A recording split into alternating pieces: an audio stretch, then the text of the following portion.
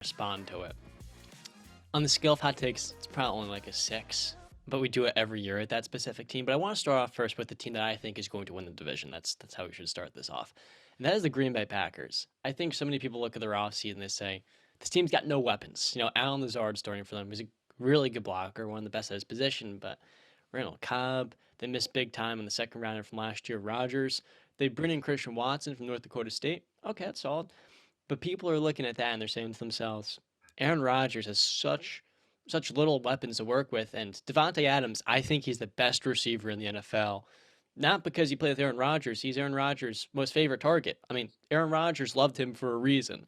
The route running, the hands he improved, all of that stuff. I mean, it was invaluable for Green Bay. So losing that production is going to be so hard to replace. But when you look at the division, this defense that they're building up through the draft is insane. The secondary, Jair Alexander's going to be healthy. Eric Stokes going to his second season. Amos, all those players they built up on the front seven through the draft. You look at the offense, what do they do very well? They run the ball. The offensive line's going to be healthy. They have everything in this division but the weapons. And when you look at Aaron Rodgers, I mean, he's by far the best quarterback. He's actually 10-1 since Devontae was drafted. I think the stat was without Devontae. 10-1. And now, sure, his new number one is who? Is it Watson? Randall Cobb? Alan Lazard. Sammy I would Watkins? say I Sammy forget. Watkins is probably going to start. Yeah, I'd Their say number Watson one. has the most potential, but I don't think he's scratching 900 or 1,000 yards in Christian year one. Watson? Yeah. Yeah, no, I was going to speak on him. When I was doing my research on this, I mean, 6'5", 208 pounds, and he ran a 4.3140. I mean, when you got 6'5" size and you're running a almost sub 4.3, that's something you can't teach. So, and Aaron Rodgers puts the ball where it needs to be. I think he has a lot of potential to have an insane breakout season just because Aaron Rodgers is his quarterback.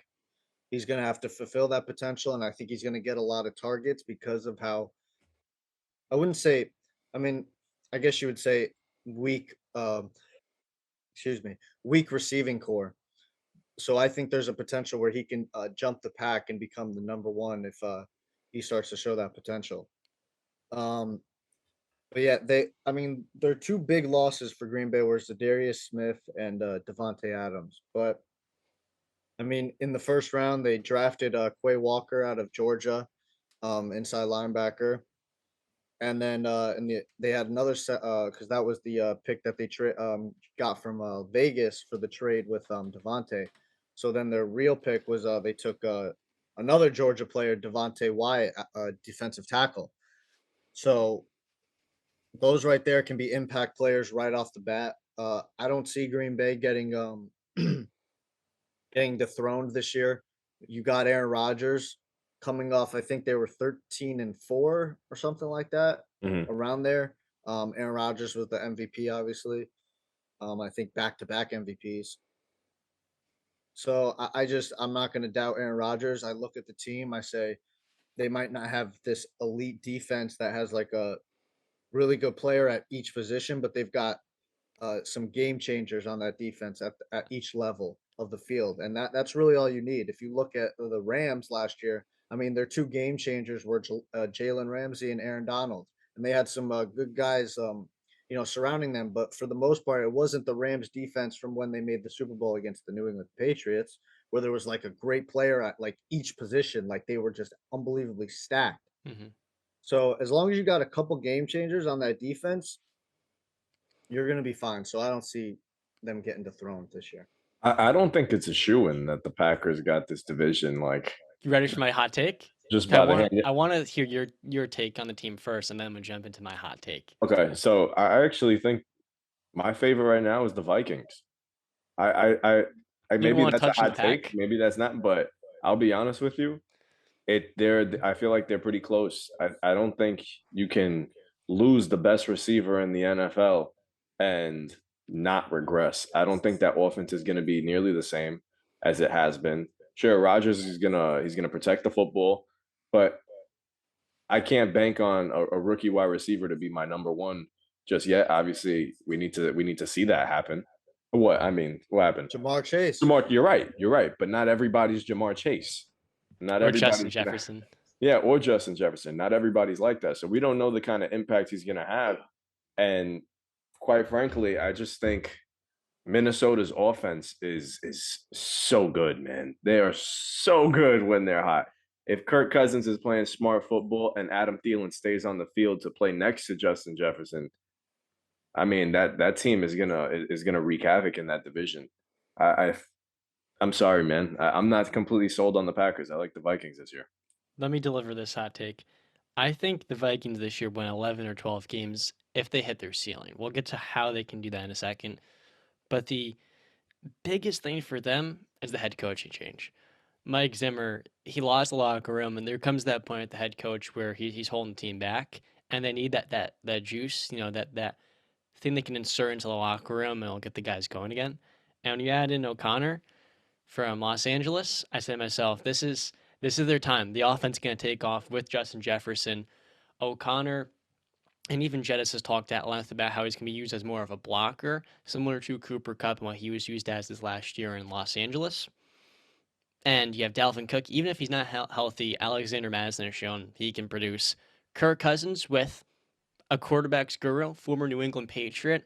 O'Connor's another one of those Patriots guys. They just take like 2 rounds early in the third round with Brissett, Garoppolo. It's kind of funny that tradition they do every 2 years, but that's the point.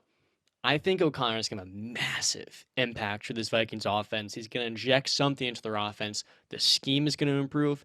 And then you look at the defense. Their Achilles heel last year consistently was the secondary. That killed them. In the Steelers game, the Steelers almost came back from like 24, 28 points. Big Ben was picking that secondary apart like no tomorrow. Patrick Peterson, he's gone up there in age.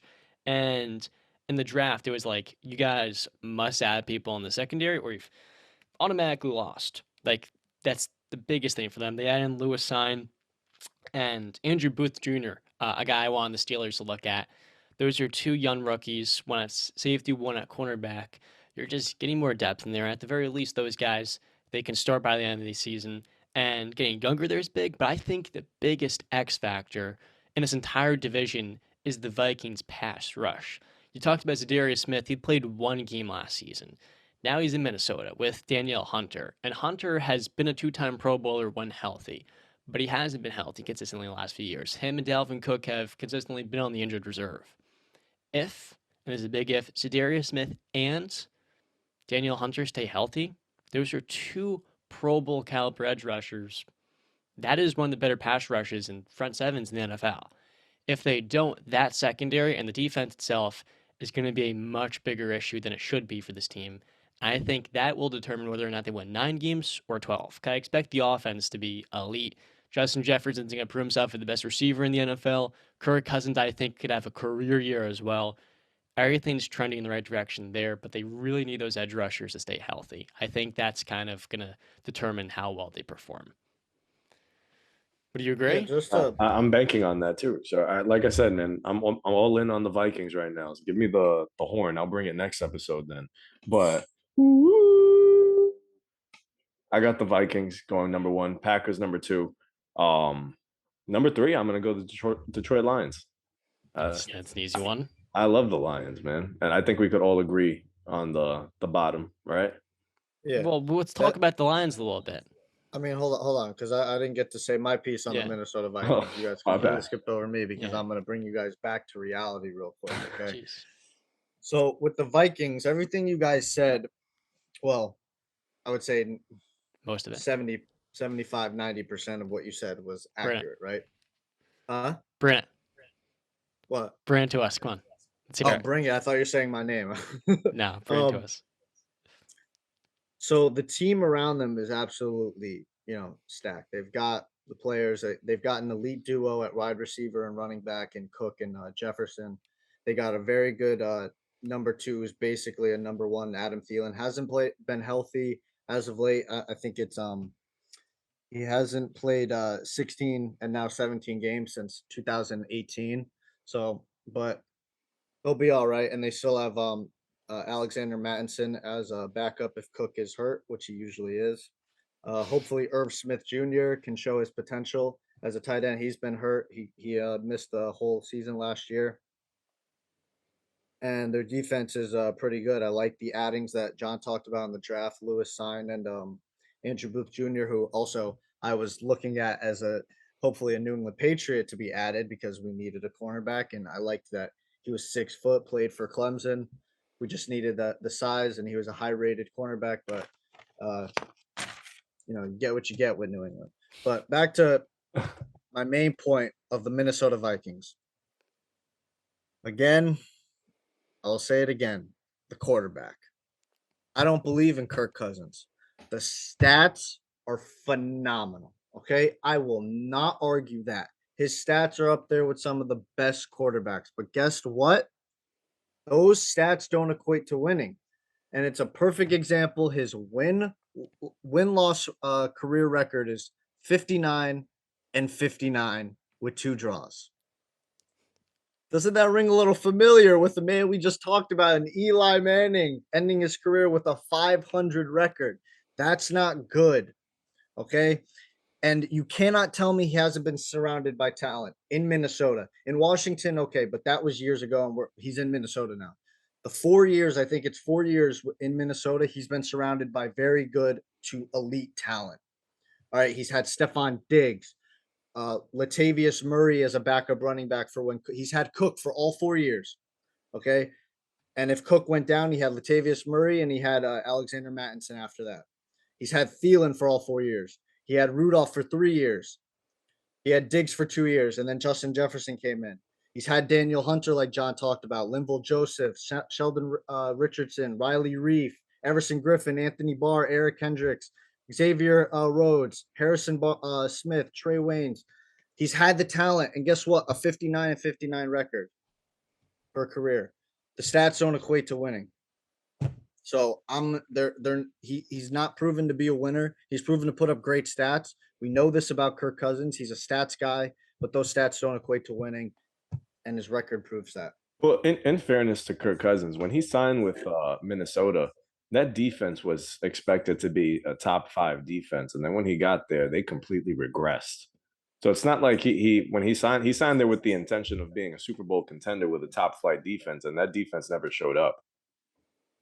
But we have seen, and this is where it's the main issue is that he's putting up elite numbers, right?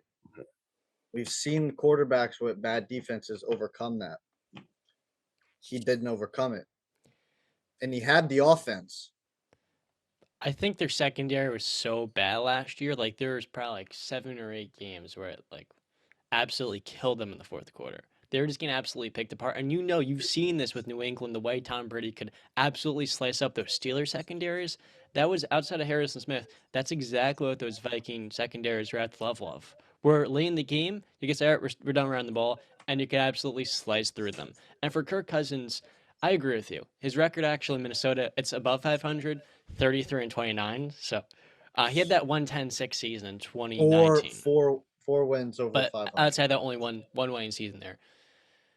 The thing with Kirk is, and I've heard Vikings fans talk about it at length. Some of them overrate him, some of them are honest. He has this clock in his head, and especially late in games, it starts to speed up. And it gets really, really fast, and then he starts to put pressure on himself, and then he scrambles out the pocket when he shouldn't, and he should stay in there. Maybe he lines up under the wrong person under center, whatever the case may be. It's like these simple mistakes, which is what holds him back from being one of the 10 best quarterbacks, and it's what makes him just one of the better ones. He speeds up, and he kind of loses control in bigger moments. And I feel when you combine the secondary being absolutely torched, the injuries of a guy like Danielle Hunter, and the team just hasn't been healthy. Even Dalvin Cook, when he's out, sure, that production can somewhat be replaced, but the threat of Dalvin, it's not there. I think you combine those two things with Kirk naturally just not being a good quarterback in the clutch. He stresses, and it doesn't even stress, I just say he tenses up, and the decision making can be highly questionable. That's really what we're talking about here. And I think with the quarterback's coach that's worked with him, he's been one. He's been to a place with, of course, McVay in Los Angeles where he kind of he's learned from the best. He has a good idea of, what can elevate Kirk, how he can surround him with the proper, put him in the right scheme to kind of, get the most out of his strengths as a thrower. I think this is gonna be his career year for him. And sure, he has all the talent and he hasn't lived up to expectation, but I would also argue Mike Zimmer wasn't the right coach for him. Like Justin talked about, the defense consistently fell off. And that was not what he was expecting when he was going to Minnesota. So I think for Yeah, them, but O'Connell's an offensive coordinator, so yeah, he's not gonna he's not expected to turn the defense around. He's expected to make the offense better, which the offense wasn't the problem. Which we all can agree on, the offense wasn't the problem. yeah, but can it They take had another the step talent. forward? And also, I hope we don't forget that O'Connell wasn't even their first option. They were going hard in the paint for I always get them mixed up. Jim, right? Was it Jim or John? Well, John's in Baltimore, so Jim. Jim. Jim. Okay, I always get them mixed up. Yeah. So they were going hard in the paint for Harbaugh. That Mhm. didn't work out for whatever reason. There's um arguing reports about maybe Harbaugh was just, messing with the Vikings to get more money or whatever from Michigan, or Minnesota didn't really like the way that Harbaugh was going about it, whatever. Mhm. But that's who their first option was. So O'Connell was their second option. So it's not like if things fall off the wagon, they'll kick him to the side like nothing because he wasn't really the guy to begin with. Mhm. Oh, sometimes the second option works. Look at the Colts.